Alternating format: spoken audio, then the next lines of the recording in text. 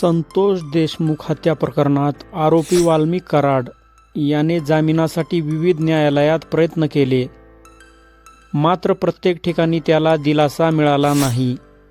सुरुवातीला त्याने बीड येथील विशेष सत्र न्यायालयात मकोका कोर्ट जामीन अर्ज दाखल केला, परंतु न्यायालयाने गुन्ह्याचे गांभीर्य, आरोपांचे स्वरूप आणि तपासाची स्थिती लक्षात घेऊन अर्ज फेटाळला। त्यानंतर त्याने बॉम्बे हायकोर्टमध्ये अपील केले, पण उच्च न्यायालयानेही खालच्या न्यायालयाचा निर्णय कायम ठेवत जामीन नाकारला।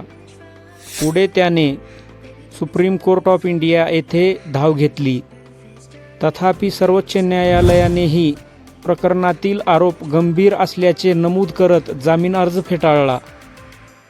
वाल्मिक कराड याचे म्हणणे असे आहे की त्याच्यावर लावलेले आरोप राजकीय वैमनस्यातून व चुकीच्या पद्धतीने लावले गेले असून तो निर्दोष आहे।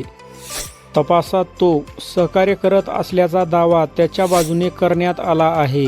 तसेच पुराव्यांशी छेडछाड करण्याचा किंवा साक्षीदारांवर दबाव टाकण्याचा कोणताही हेतू नसल्याचे त्याने नमूद केले आहे। मात्र न्यायालयांनी उपलब्ध कागदपत्रे, आरोपांचे स्वरूप आणि प्रकरणाची गंभीरता पाहता त्याला जामीन देणे योग्य नसल्याचे स्पष्ट केले आहे।